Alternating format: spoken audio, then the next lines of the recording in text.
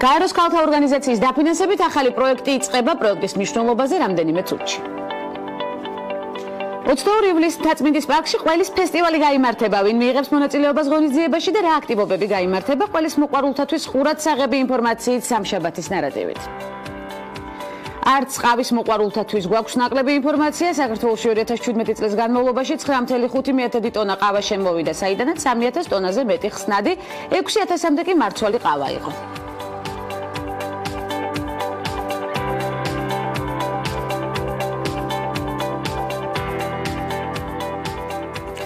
სამშაბათია დღეს, მორიგი აქტუალური საკითხების განხილვისთვის ვემზადებით და წარმატებული სამუშაო დღისთვის ინფორმაციას ვაგროვებთ. ცხადია, ვნახოთ 17 ივლისის გადაცემის სტუმრების ჩამონათვალი და დავიწყოთ ამბის თხრობა დილამშვიდობის. სამშაბათის ნარატივის სტუმრების ბლოკში. სოფო ქემხაძე, UNDP საქართველოს ყოფილი ხელმძღვანელი. მევიოლინე ბელა ბერკმერ-მახარაძე. და პიანისტი, კომპოზიტორი და დირიჟორი უვე ბერკმერის სტუმრად გადაცემაში. ეს ქალების ნარატივია. ღვანცა ლაფიძესთან ერთად.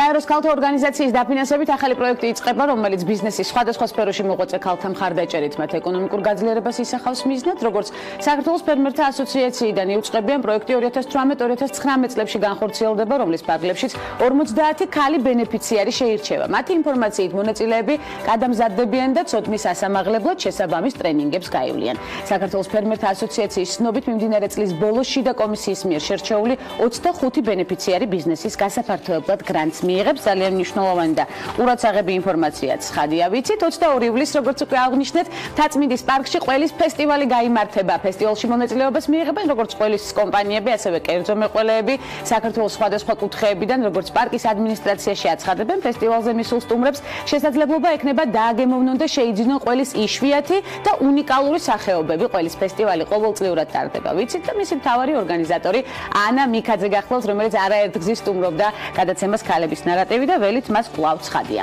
საქართველოში 2017 წლის განმავლობაში 9.5 ტონა ყავა შემოვიდა, საიდანაც 3.000 ტონაზე მეტი ხსნადი, 6.000-მდე კი მარცვალი ყავა იყო. ჯამში წლის განმავლობაში ქვეყანაში 17.2 მილიონი დოლარის ღირებულების ხსნადი ყავა შემოვიდა და 17.1 მილიონი დოლარის მარცვალი. ჯამში ეს მაჩვენებელი წინა წელთან შედარებით 4 მილიონი დოლარით მეტია. რაც შეეხება ჩაის, 2017 წელს 6.6 მილიონი დოლარის შავი ჩაის იმპორტი განხორციელდა, ექსპორტის სახით კი ქვეყნიდან 1 მილიონი დოლარის ანალოგიური პროდუქტი გავიდა. აღსანიშნავია, რომ ჩაის ექსპორტში შავს მწვანე ჩაი აჭარბებს, რამაც 2017 წელს 1.3 მილიონი დოლარი შეადგინა, თითქმის 9 მილიონი დოლარით მეტი ვიდრე 2016-ში. მაშა ასე, ჯანდაცვის სამინისტრომ პოლიფარმაციის შემთხვევების, ანუ მედიკამენტების ჭარბად დანიშვნის პრევენციის მექანიზმი დანერგა, კერძოდ უწყების ახალი ინსტრუმენტის საშუალებით მოქალაქეებს უკვე შეუძლიათ 5 და მეტი მედიკამენტის გამოწერის შემთხვევაში დანიშნულების გადამოწმება. როგორც უწყებაში განმარტავენ, ყურადღება მიექცევა, ხომ არ არის დანიშნული 2 ან მეტი ანტიბიოტიკი, ასევე ხომ არ არის ექიმის მიერ გამოწერილი ერთი და იგივე ჯენერიკი 2 და მეტი სავაჭრო დასახელებით. მოქალაქეებს ექიმის დანიშნულების გადამოწმება შეეძლებათ, როგორც სოციალური მომსახურების სააგენტოს რაიონულ ფილიალში დანიშნულების წარდგენით, ისე ელექტრონული რეცეპტების სისტემაში პაციენტის გვერდიდან. ნამდვილად მნიშვნელოვანი ინფორმაცია, რომელსაც კიდევ აუცილებლად განვიხილავთ გადაცემის არეალში. ლიეტუვას რეიტინგული მედია საშუალებები მოგზაურებს აჭარაში დასვენებისკენ მოუწოდებენ. ამის შესახებ ინფორმაციას ტურიზმის ადმინისტრაცია ავრცელებს. თბილის ზღვა, უნიკალური არქიტექტურა და ისტორიული მონუმენტები, ულამაზესი ბოტანიკური ბაღი და შეუდარებელი აჭარული სამზარეულო. ასე იწყებს სტატიას ონლაინ გამოცემა ალკასიტი, რომელიც კითხულ სტატიასთან ერთად აჭარაში მოგზაურობისას გადაღებულ სიუჟეტს და ულამაზეს ფოტოებს უზიარებს. ონლაინ გამოცემის მსგავსად აჭარის ტურისტულ პროდუქტებს ვრცელ სიუჟეტებს უთმობენ ლიეტუვას რეიტინგული ტელეკომპანიები. სიუჟეტებში საუბარი აჭარის ზღვისპირა კურორტ ბათუმზე, რომელიც ყოველწლიურად უფრო და უფრო მიმზიდველი ხდება უცხოელი ტურისტებში, თავისი ტურისტული ღირსშესანიშნაობებით, ბუნებით, სამზარეულოთი და სტუმართ მოყვარეობით. ბათუმი ლიეტუველ ტურისტებს ელოდება. ამ სათაურით აქვეყნებს სტატიას კიდევ ერთი ონლაინ გამოცემა ლიეტუვოს ძინიუსი. ლიეტუვოს ჟურნალისტები რეგიონს აჭარის ტურიზმის დეპარტამენტის მოწვევით ივნისში სტუმრობდნენ, ვიცით, აჭარის შესახებ სიუჟეტებისა და სტატიების გამოქვეყნების გარდა რეგიონის ტურისტული პოტენციალის პოპულარიზაცია ლიეტუვაში გარე და ონლაინ რეკლამით, ასევე ლიეტუვას საერთაშორისო ტურისტულ გამოფენაზე აჭარის წარმოჩენით ხორციელდება. კიდევ ერთი საამაყო ინფორმაცია ცხადია, გვახარებს ჩვენი წარმატებების საზღვრებს გარეთ. ერევანში საერთაშორისო კინოფესტივალი Golden Apricot-ის საზეიმოდ დაიხურა. დაჯილდოების ცერემონიალზე ცნობილი გახდა, რომ ქართველმა კინემატოგრაფისტებმა 2 ჯილდოს მოპოვება შეძლეს. მარიამ ხაჭვანის ფილმი დედე კინოკრიტიკოსთა ჟიურის ჯილდოს მფლობელი გახდა. ვახტანგ კუცნევ-გაბაშვილის დოკუმენტურმა ფილმმა გამჭვირვალე სამყარო კი ჟიურის სპეციალური აღნიშვნა დაიმსახურა. ფესტივალზე საქართველოში ვიზიტის შემდეგ გაემგზავრა ცნობილი ამერიკელი რეჟისორი დარენ არონოფსკი, რომელსაც საპატიო ჯილდო პარაჯანოვს თელერ გადასცეს. კინოფესტივალზე ნაჩვენები იყო რუსუდან პირველის ფილმი სუსა, ესეც აუცილებლად აღნიშნოთ ქართველმა კინემატოგრაფისტებმა სოფიო ჭინჭარაულმა, კონსტანტინე კალანდაძემ, ბესიკ სოლომონაშვილმა, კეთევან ნოზაძემ და რუსუდან პირველმა კი C2C მარკეტზე საკუთარი პროექტები წარადგინეს. და ამ ორიგი მნიშვნელოვანი საქმიანობით საინტერესო რესპონდენტი ემზადება ჩვენთან შესახვედრად რამდენიმე წამში სტუმართან ერთად ბრუნდებით და გველოდეთ.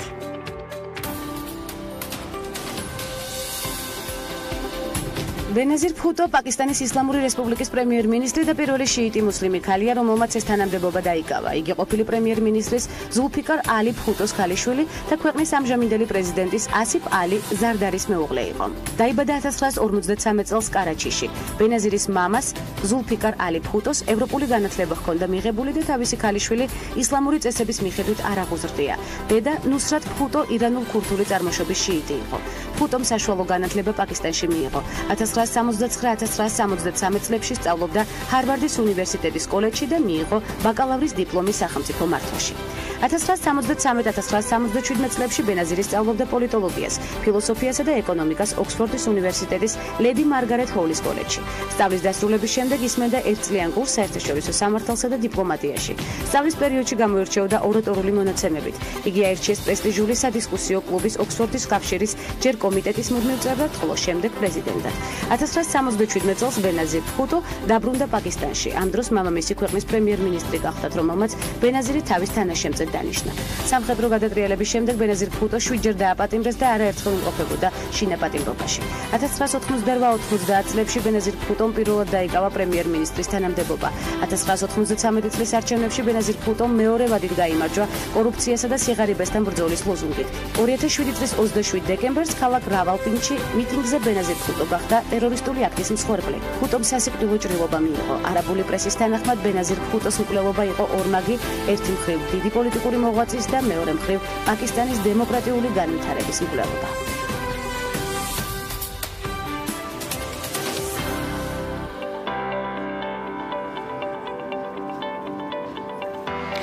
მათემატიკურ მეცნიერებათა დოქტორი, ეკონომიკის მაგისტრი, მსუყე გამოცდილება გაეროში და სასარგებლო საქმე მსოფლიოს მასშტაბით. გაეროს განვითარების პროგრამა ცხადია გრძელდება და ახლა უკვე ჩვენი რესპონდენტის ხელმძღვანელობით ინდონეზიაში მოვიკითხოთ საინტერესო გამოცდილება და სამომავლო გეგმები. სოფო კემხაძე, გაეროს მისიის ყოფილი მოადგილე ნეპალსა და სომხეთში. მოგესალმებით, უღრმესი მადლობა მობრძანებისთვის. დეტალიები იმდენად ვრცელია და იმდენად ბევრია სოფო, რომ არც კი ვიცი, რომელზე გავამახვილო ყურადღება, უნდა გავიხსენოთ ამერიკის განვითარების აგენტოში. სოფლის მეურნეობის განვითარების მიმართულებით მუშაობის პროცესი, ასევე ბრიტანეთის განვითარების აგენტოსთან ერთად ძალიან დიდი და ბევრი დაგეგმარებული და მნიშვნელოვანი პროექტები შესრულებული, თუმცა დავიწყოთ პირველ რიგში სამომავლო გეგმებით. მე ვიცი, რომ როგორც უკვე აღნიშნეთ, ინდონეზიაში მიემგზავრებით გაეროს განვითარების პროგრამის ხელმძღვანელის პოზიციაზე. რა გეგმები გვაქვს ამ მიმართულებით? ვიცით, რომ ჯერ უნდა გაეცნოთ ცხადია ვითარებას და შემდეგ გაჩნდება ბევრი გეგმა. წინასწარი მომზადება როგორია? ხო, აი ეხლა ჩამოვედი საქართველოში და მომზადებაც ეს არის, რომ აქვს ერთთვიანი შუალედი, როცა უნდა დავისვენო და გადავერთო ერთი ქვეყნიდან მეორეზე. ინდონეზია არის ძალიან საინტერესო ქვეყანა. ჩემთვის თავისთავად ინდონეზია იყო დიდი აღმოჩენა, იმიტომ რომ არასდროს არ მეგონა, რომ ინდონეზია იყო ამხელა ქვეყანა. მოსახლეობით არის მსოფლიოში მეოთხე ქვეყანა, 280 მილიონი ადამიანი ცხოვრობს. არის საშუალო შემოსავლიანი ქვეყანა, რომელიც პრინციპში ეხლა დაადგა უკვე შემოატრიალა თავისი ეკონომიკური სვლა და დაადგა ეკონომიკური განვითარების უკვე დადებით ტრენდს, ასე რომ ბევრი საინტერესო რამ ხდება. ეხლა რა მიმაქვს ინდონეზიაში, ალბათ პირველ რიგში ის, რომ განვითარების სტატუსის მიხედვით უფრო ახლოს არის საქართველოსთან ვიდრე ნეპალთან, იმიტომ რომ არის საშუალო შემოსავლიანი ქვეყანა. აქედან გამომდინარე, როლი რაც გაერომ უნდა შეასრულოს, იქ იქნება უფრო განსხვავებული ვიდრე ვთქვათ როლი რაც გაეროს ჰქონდა ნეპალის კონტექსტში, თუმცა რაც აერთიანებს ინდონეზიას, ნეპალთან ეს არის ძალიან დიდი რისკები და მოწყვლადობა ბუნებრივ კატასტროფებთან. ვიცით რომ ეს მიწისძვრები, ვულკანები, ცუნამები, ეს არის სამწუხარო რეალობა იქ და ჩვეულებრივი ამბავი და ცხადია მნიშვნელოვანია არის რომ თუმცა ჩვენ გვახსოვს თქვენი აქტივობა სწორედ ნეპალის მიწისძვრის დროს 2015 წელს ძალიან დიდი მსხვერპლით დამთავრდა სწორედ მიწისძვრა და თქვენი აქტიური ძალიან საინტერესო ჩართულობა საკმაოდ რთული მე ხაზი მინდა გაუსვა როგორც ფსიქოლოგიურად ისე ფიზიკურად არის ძალიან დიდი გამოცდილება. მოგვიყევით ნეპალის მიწისძვრის შესახებ და თქვენი ჩართულობის შესახებ სწორედ ხო, აი მე ნეპალში ვიყავი 4 წლის განმავლობაში და ამ 4 წლის განმავლობაში სწორედ მოხდა ის, რომ ნეპალში მოხდა ძალიან დიდი მიწისძვრა, 7.8 მაგნიტუდის მიწისძვრა. ეხლა მიწისძვრა არის ის, რაც ნეპალის განუყოფელი ნაწილია, იმიტომ რომ ქვეყანა მდებარეობს ორი ტექტონიკური ფილის გასაყარზე. რო ჩადიხარ, პირველი რასაც გეუბნებიან, ეს არის მიწისძვრა და უნდა იყო მზად ამისთვის.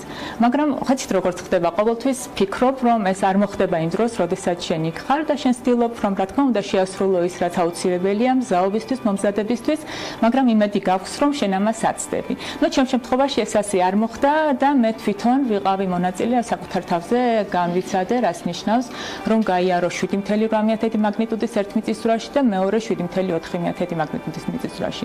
და ეს კიდევ არ იყო ესე ორი წერტილოვანი მოვლენა. ამათ შორის იყო მუდმივი ავტოშოკები და ავტოშოკები თავისთავად იყო ძალიან ძლიერი მიწისძვრები, იმიტომ რომ 6 მაგნიტუდას დილდებოდა ძალიან ბევრი მათგანი. ოჯახით იყავით ამ დროს როგორც ოჯახით ვიყავი, ჩემი ოჯახი იყო ჩემთან ერთად და უნდა ვთქვა, რომ არც ერთი წამით, არც მე, არც ჩემს ოჯახის წევრებს არ გაგვჩენია ის აზრი, რომ ჩვენ დაგვეტოვებინა ნეპალი და წამოვსულიყავით, იმიტომ რომ იქ ყოფნა იყო სარისკო. და იქ ყოფნა იყო სარისკო. ხა ზოგადად რა თქმა უნდა გაეროს ერთ-ერთი მანდატი არის ის, რომ დაეხმაროს ქვეყნებს ბუნებრივი კატასტროფების შემდეგ.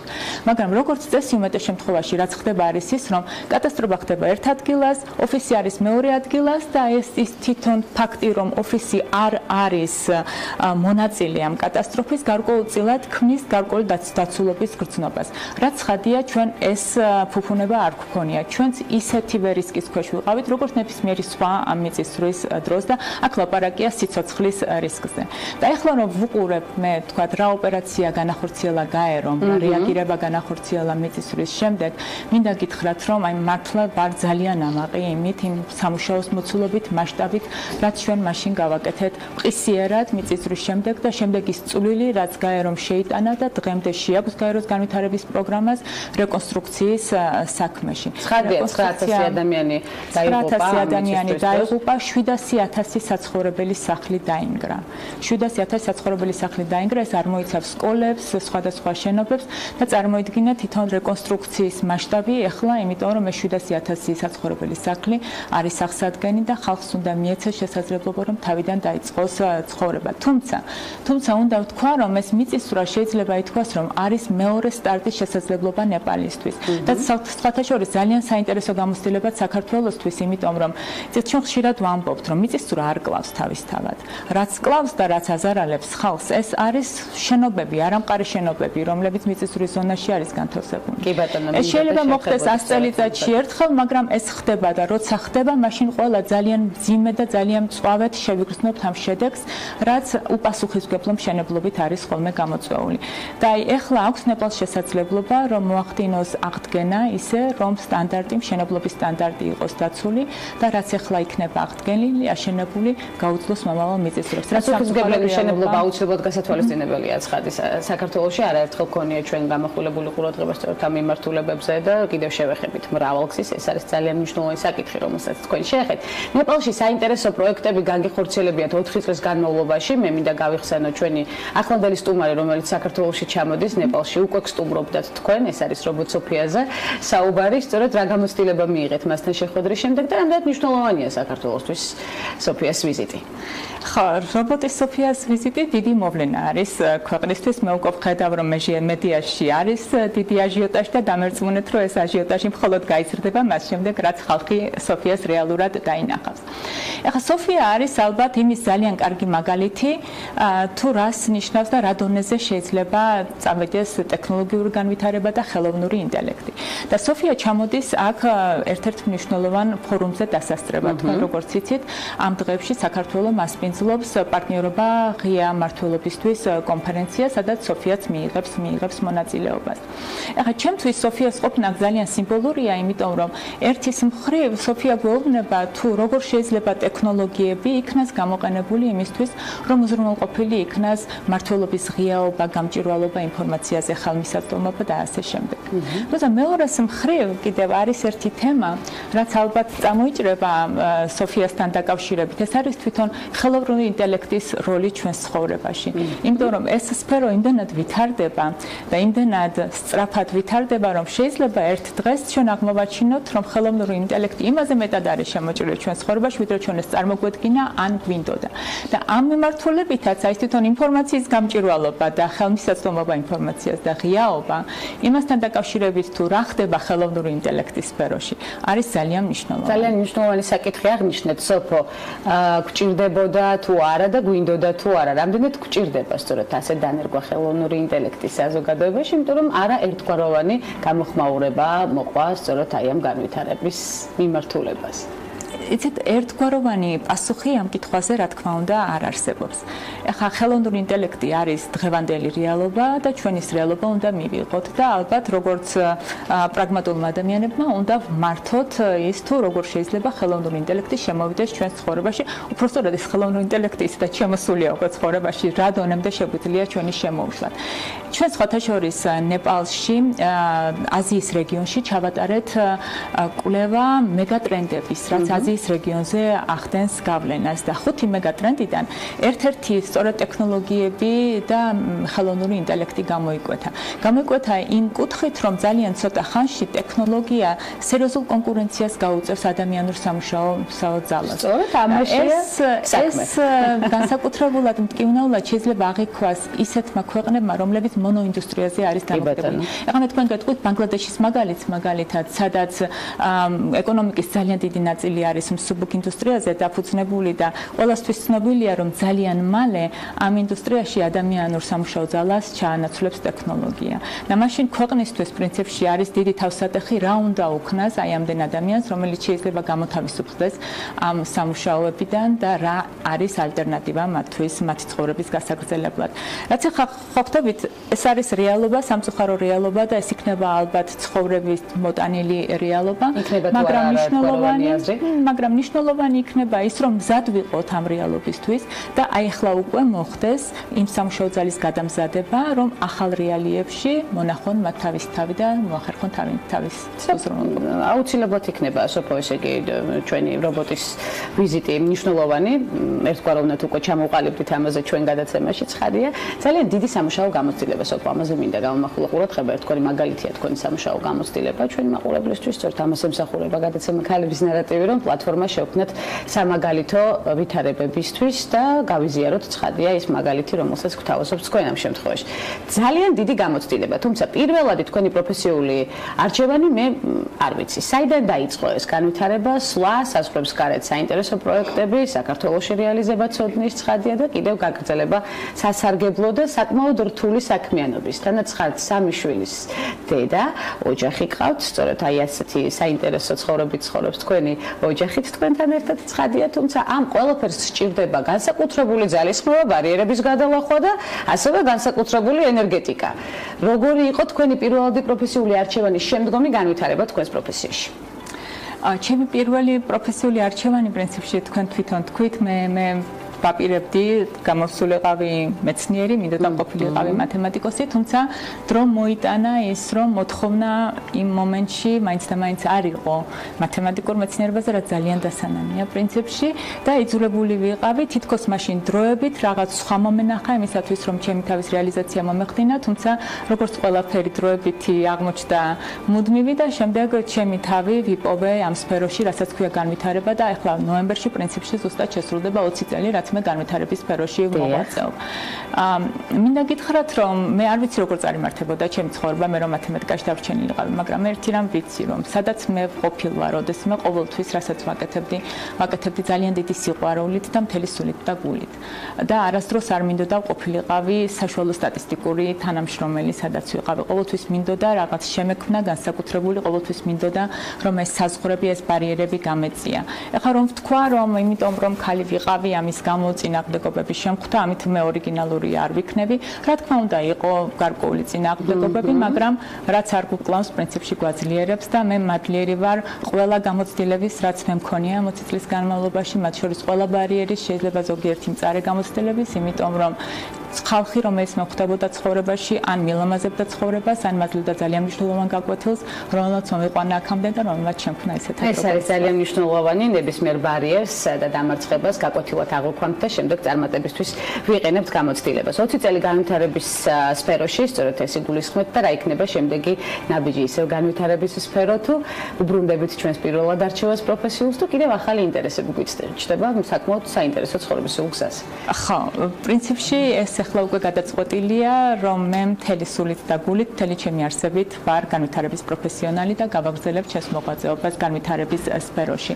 და მით უმეტეს დღეს, როდესაც განვითარებამ საერთოდ ახალი სახე, ახალი რაკურსი შეიძინა, თქვენ დარწმუნებული ვარ გაგიგიათ 1000 წლეულის განვითარების მიზნების შესახებ. პრინციპში ძალიან მარტივად რომ შევაჯამოთ დღევანდელი გამოწვევები, რაც 21 საუკუნის სამყაროს წინაშე დგას, ეს არის ძალიან კომპლექსური გამოწვევები, რაც კომპლექსურ და მრავალგანზომილებიან გადაწყვეტას მოითხოვს. ასე რომ ეხლა პრინციპში თვითონ ლიდერის პოზიციაში ყოფნა აი ამ განვითარების სფეროში ნიშნავს იმას, რომ შენ უნდა შეძლო ძალიან ბევრი პარტნიორის, ძალიან ბევრი ხალხის მობილიზება. ერთია რომ შენთვის ჩამოყალიბო ხედვა, საით გინდა წაიყვანო ორგანიზაცია თვითონ განვითარების მიმართულება. მეორე არის რომ შენ უნდა მოახერხო ხალხის მობილიზება შენს გარშემო, რომელიც დაიჯერებს შენსას და რომელიც შენ გამოგყვება. მესამე არის რომ მისცე ყველას რომ მაქსიმალურად რეალიზაცია გაუკეთოს თავის თავს, მთელი სული და გულით ჩაადოს თავის საქმეში და მეოთხეა ის რომ ყველაფერი ეს ამუშაო უნისონში და ჰარმონიაში, რომ აი ეს ინდივიდუალური ხმები საბოლოოდ ლამაზ მელოდიად გარდაიქმნას. მე ამაში ვხედავ ჩემს თავს, უნდა ვთქვა რომ მე ძალიან მსიამოვნებს იმის კეთება, რასაც ვაკეთებ. მე ძალიან მსიამოვნებს ყოველდღიურად ოფისში წასვლა, ან და მივლინებით, სამუშაო მივლინებით წასვლა, ხალხთან საუბარი და რომ მივდივარ ყოველთვის ვწმუნდები, რომ რასაც გაროს განვითარების პროგრამა აკეთებს, გინდა საქართველოში, სომხეთში, ნეპალში დარწმუნებული ვარ ინდონეზიაში. ამას აქვს ძალიან დიდი მნიშვნელობა და ეს სერიოზულად და არსებითად ცვლის ხალხის. სოფო, ნამდვილად ლამაზი მელოდია შეიქმნა ჩვენი დიალოგის დროს. უღრმესი მადლობა გამოცდილების გაზიარებისთვის. გელოდებით კვლავ საქართველოში, ინდონეზიიდან ჩამოსული და არა მხოლოდ სამუშაო პროცესშიც ცხადია შესაძლებელია ონლაინ ვიყოთ ხაზზე. ჩვენ ასეთი გამოცდილებაც გვაქვს გადაცემაში. სოფო კემხაძე, გაეროს მისიის ყოფილი მოადგილე სომხეთსა და ნეპალში, როგორც უკვე აღვნიშნეთ, უამრავი რეგალიის მფლობელი სტუმრობდა გადაცემას ქალების ნარატივი. უღრმესი მადლობა მას ძალიან მნიშვნელოვანი მოტივაციისთვის, ამას იგრძნობდით. ცხადია, მელოდია უკვე გადაცემის მეორე ბლოკშიც გაგრძელდება უკვე არაჩვეულებრივ მუსიკოსებთან ერთად, რომლებიც შემოგვიერთდებიან სულ ცოტა ხანში, თუმცა მანამდე უცხოეთში განვითარებული მოვლენებით რეკლამის შემდეგ კი ბრუნდებით დაბოლოებით.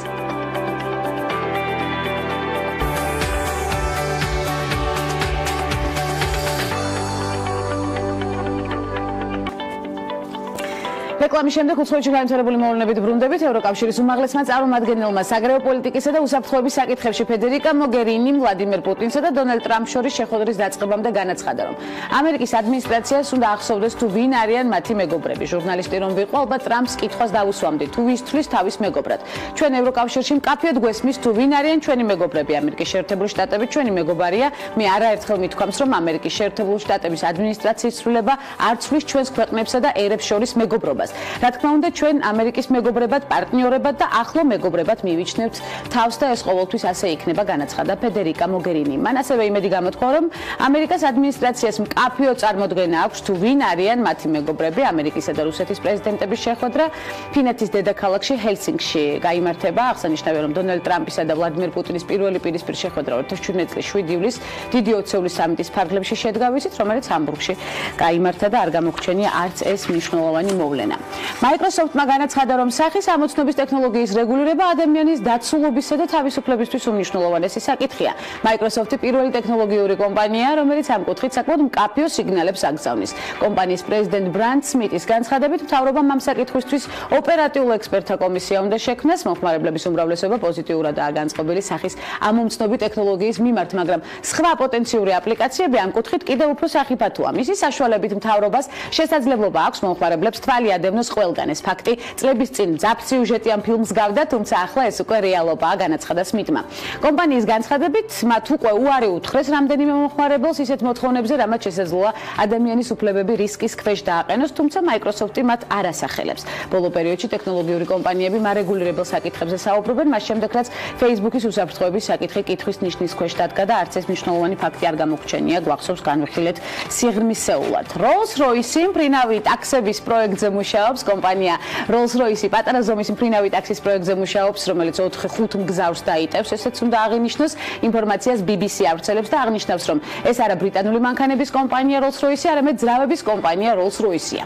კომპანიამ შეიმუშავა ჰიბრიდულ ელექტროსაჰაერო ხომალდის პროპელერის დიზაინი, თვითმფრინავი 4-5 მგზავრის გადაყვანა შეძლებს, როგორც უკვე აღნიშნეთ და საათში 500 მილის სიჩქარით იფრეს. ხვდებს ვერტიკალური დაშვებისას 90 გრადუსით იმოძრავებს, ასევე ექნება 4 ძირითადი და 2 დამატებითი პროპელერი. ბრენდმა ელექტროვერტიკალური სამგზავრო თვითმფრინავის მოდელის იგივე F-ტოლის კონცეფცია წარადგინა, თუმცა ელექტროსისტემის სრულად დასაპროექტებლად ამჟამად პარტნიორს ეძებს და ცხადია, პარტნიორის პოვნის შემდეგ ქალების ნარატივის სერიალში განვიხილავთ შესაძლო პერსპექტივებს ამ მიმართულებისა. ტოკიოში იაპონიის პირველი ციფრული მუზეუმი გაიხსნა, რომელიც საუკეთესო ადგილია ტექნოლოგიის ზღაპრულ სამყაროში სამოგზაუროდ. ეს ულამაზესი ადგილი მალე Instagram-ის პოპულარული წევრების საყვარელ წერტილად იქცევა, ვიცით, ციფრული მუზეუმი ტოკიოს მორის ხელოვნების მუზეუმის შენობაში 21 ივნისს გაიხსნა. მუზეუმში 9000 მეტრ კვადრატი სივრცე ფსიქოდელიური ინსტალაციებს ეთმობა, მნახველებს ხელოვნების ნიმუშებთან ინტერაქცია პირისპირ შეუძლიათ, რაც ძალიან მნიშვნელოვანია და ვეთანხმებით, საგამოფენო გამოსახულებები ტოკიოს ულტრატექნოლოგიურ ლაბორატორიაში დამზადდა. და უცხოეთში განვითარებული მოვლენების შემდეგ სტუმრები გერმანიიდან მყავს, რამდენიმე წამში ვხვდებით მათ ძალიან საინტერესო ნარატივით დაგვალოთით.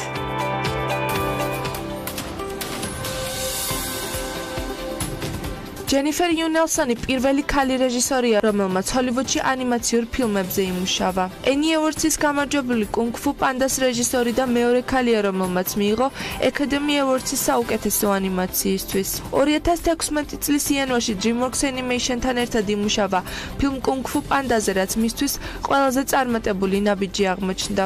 მულტიპლიკაციურ ფილმზე მუშაობა პირადად მისი ინიციატივა იყო, რამაც მოგვიანებით Forbes-ის მიხედვით 665 მილიონი ამერიკული დოლარი შემოუტანა და ამ თანხით გახდა ყველაზე მაღალანაზღაურებადი ქალი რეჟისორი. ამავე წელს გახდა Academy of Motion Pictures and Sciences საბჭოს წევრი, ასევე შედგა იუნელსონისა და მწერალ ალექსანდრა ბერკენის კოლაბორაცია ფილმისთვის The Darkest Minds. 2017 წელს იმუშავა მულტფილმ გაყინულზე, რომლითაც მეორედ მოხსნა რეკორდი როგორც ქალ რეჟისორმა. გახდა პირველი ქალი, რომელმაც Academy Awards-ის საუკეთესო ანიმაციური ფილმისთვის მიიღო ჯილდო. ჯენიფერ იუნელსონი 1972 წლის მაისში სამხრეთ კორეაში დაიბადა. ბავშვობიდანვე დაინტერესებული იყო ხელოვნებით. მოგვიანებით კალიფორნიის სახელმწიფო უნივერსიტეტში ჩააბარა ხელოვნების ფაკულტეტზე. ჯენიფერი ანიმაციის ბიზნეს Jetlag Production-ში 4 დასთან ერთად ჩაერთო, ხოლო 1997 წელს გახდა HBO სტენოგრამის მხატვარი ტოდ მაკფლეინის სერიებისთვის. 1998 წელს ჟიუ შეუერთდა DreamWorks Animation-ს მხატვრული ხელმძღვანელის თანამდებობაზე, სადაც იმუშავა ისეთი ანიმაციური ფილმებისთვის, როგორიცაა მადაგასკარი, სპირიტი და სინდბადი. დღევანდელი მონაცემებით ჯენიფერ იუნელსონის კაპიტალი 400,000 ამერიკულ დოლარს შეადგენს.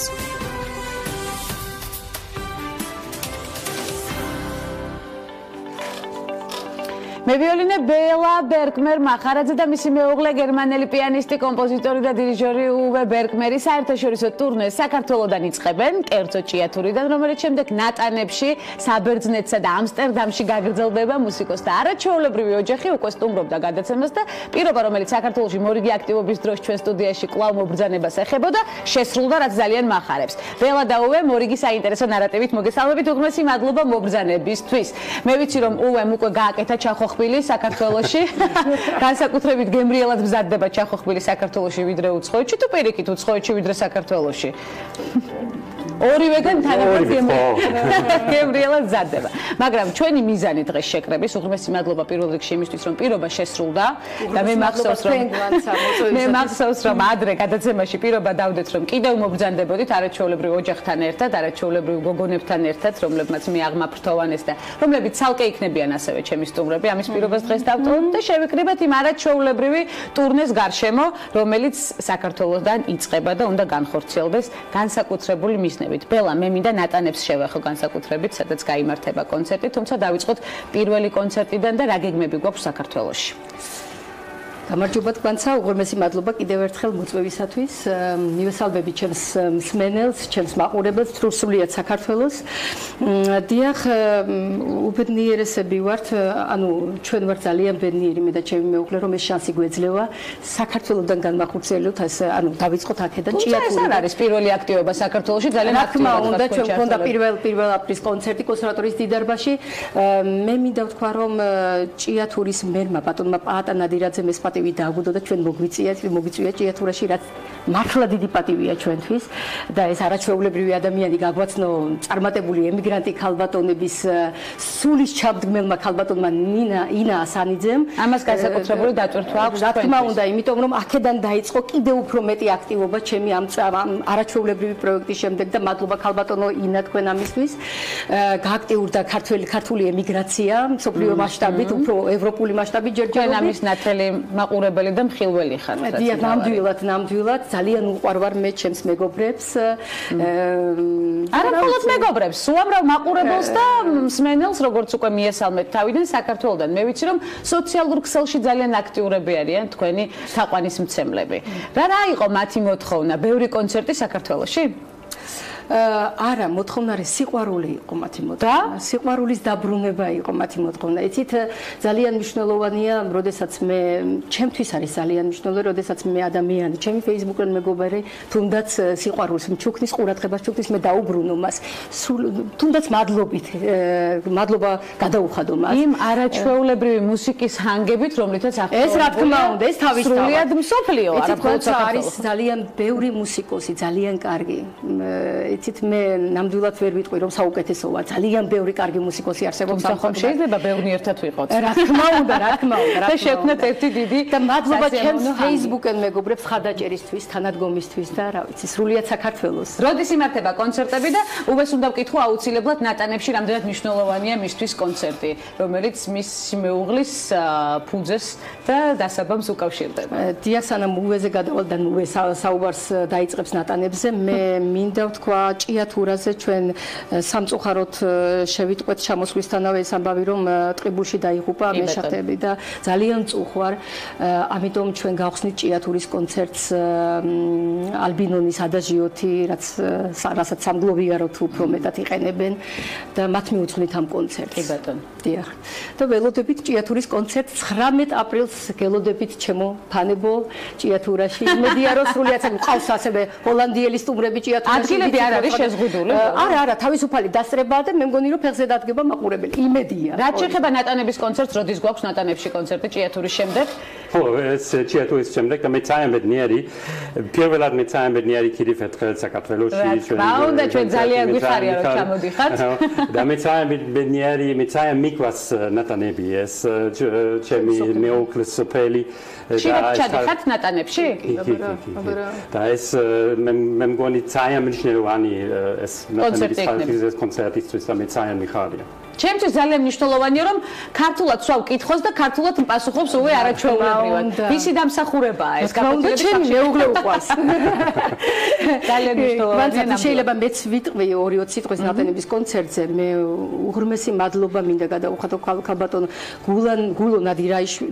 გულო ნიკოლაიშვილს უკაცრავად ამ სახელმწიფო უკაცრავად ამ კონცერტის ორგანიზებისთვის, იმიტომ რომ ჩემი ოცნება ხდება. მე ძალიან დიდი ხანია მინდოდა ჩემს მშობლიურ სოფელში კონცერტის ჩატარება, ეს არის დიდი პასუხისმგებლობა ჩემთვის. ნატანებლები ელოდება ძალიან სულ მოუთმენლად ელოდება ამ კონცერტს. 17 აგვისტოს. 17 აგვისტოს. სულ მალე ხელზაფხულს ჭიათურის სიცხე კიდევ ერთხელ დავასახელებ. 19 ივლისი ჭიათურაში და ნატანებში იქნება 17 აგვისტოს. კი ბატონო, ველოდებით მოუთმენლად და რა შესრულდება კონცერტზე. მე ვიცი რომ თქვენი ოჯახი მთლიანად არის ჩართული, არაჩვეულებრივი მარი, რომელიც ახლა სხვა ჩვენს კულისებშია და დიდი სიამოვნებით ცალკე მოვიწევ შემდეგ გადაცემაში, ასევე არაჩვეულებრივ ნინასთან ერთად. მარი როგორც ვიცი ჩელოზე უკრავს, ჩვენ ადრეც განვიხილეთ ეს საკითხი ჩვენს გადაცემაში და ნინა არის მევიოლინი, ასევე პიანისტი და ჩართულია ამ კონკრეტულ კონცერტებში. მხოლოდ ერთში ვინაიდან შემდეგ მიემგზავრება გერმანიაში, ისევ სწავლა ეწყება, ამიტომ რომელ კონცერტში მიიღებს ნინა? ჭიათურის კონცერტში ეს მინდოდა ისე სიურპრიზი დარჩენილიყო, მაუყურებელს, მაგრამ ტელევიზიაში არაფერი სიურპრიზი. ნარატივი საიდუმლო არჩევა მე მგონი. დიახ, მე მინდა რომ აზარაშვილის ნაწარმოები შევასრულო, ნოქტიურნი ორი ვიოლინოსათვის და ფორტეპიანოსათვის და ეს არის ულამაზესი, რა თქმა უნდა, ოჯახის შესრულებით. და ულამაზესი ანახაობა იქნება, რომლის ხილვის საშუალებად შემდეგ მოგვეცემა ჩვენ, ალბათ, კადრების სახით მაინც თუ ვერ დავესწრებით, თუმცა ძალიან დიდი სურვილი გვაქვს, რომ დავესწროთ და ეს იქნება განსაკუთრებული კონცერტი თქვენთვის, განსაკუთრებით ნატანებში. ეთერს გარეთ მეუბნებოდა ბელომი, ეს ჩემთვის განსაკუთრებულია, როდესაც ჩემს მშობლიურ ნატანებში ჩავატარებ კონცერტს. როგორია სამომავლო გეგმები? მე ვიცი, რომ უეს კიდევ გაუხარდება საქართველოში ჩამოსვლა და კონცერტის ჩატარება, არა მხოლოდ მსოფლიოს მასშტაბით. მე ვიცი, რომ უკვე დაგეგმილიც გექნება შემდეგი ტურნე. ბელა თავს მიქნევს. რა იქნება მომდევნო დაგეგმარების კუთხით კონცერტი საქართველოს რომ უკავშირდებოდეს ისევ და აქტივობა? საქართველოში მე იმედია, რომ სამომავლოდ გაგრძელდება აქტიურობა სხვადასხვა რეგიონებისა, მე ველოდები მოწვევას, იმედია დაინტერესდება სხვადასხვა რეგიონებში. მიზანი არის რომ რეგიონებში რა თქმა უნდა ძალიან მინდა რომ სრულიად საქართველოს მოვეფეროთ. ჩვენ გვაქვს ამის შესაძლებლობა, რომ ყველა ჩავიკრათ გულში. ეხლა რაც შეეხება სამომავლო გეგმებს, ჩვენ გვაქვს 23 სექტემბერს თესალონიკში კონცერტი და უღრმესი მადლობა ქალბატონ ზოია სულხანიშვილს, წარმატებული ემიგრანტ ქალბატონს, ასევე როგორც ვიცი შარშან წინდელი წარმატებული ემიგრანტი ქალბატონია 2016 წლის და მან დამინახა, აღმომაჩინა, შემიყვარა და მომიწვია და თესალონიკში ვატარებთ კონცერტს 23 სექტემბერს.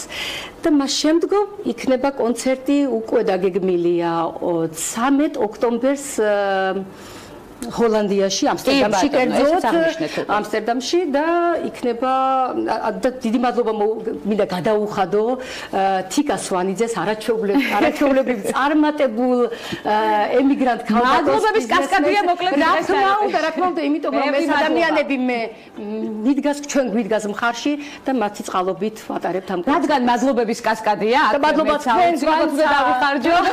დიდი მადლობა თქვენ არაჩვეულებრივი ენერგეტიკისთვის, რომელსაც ტოვებთ ყოველთვის სტუმრობისას ჩვენთან სტუდიაში. უვეს უღრმესი მადლობა იმისთვის, რომ საქართველოს ასე ძალიან უყვარს და ხშირად ჩამოდის და პროფესიულადაც იხარჯება საქართველოში, ასევე ჩახოხბილს ამზადებს არაჩვეულებრივად. და თქვენც აუცილებლად უნდა გაგასინჯოთ და იქნები ჩვენი სტუმარი. ამის პირობა დავიტოვე. ასევე უღრმესი მადლობა მობრძანებისთვის და იმ საინტერესო აქტივობებისთვის, რომელიც გაქვთ დაგეგმილი, წარმატებებს გისურვებთ მთელს ოჯახს, მთელს ხელოვან არაჩვეულებრივ მუსიკოსთა ოჯახს. მე ვიოლინე, ბელა ბერგმერ მახარაძე და მისი მეუღლე გერმანელი პიანისტი, კომპოზიტორი და დირიჟორი უვე ბერგმერი მორიგად სტუმრობდნენ გადაცემას ქალების ნარატივი ველით მათ კვლავ მთელი საინტერესო ოჯახით და საინტერესო აქტივობებით ნარატივის არეალში. ასეთი იყო დღევანდელი გადაცემა. ხვდებით ერთმანეთს ხვალ ზუსტად 11 საათზე მორიგი მნიშვნელოვანი აქცენტებით საინტერესო სამშაბათს გისურვებთ დროებით.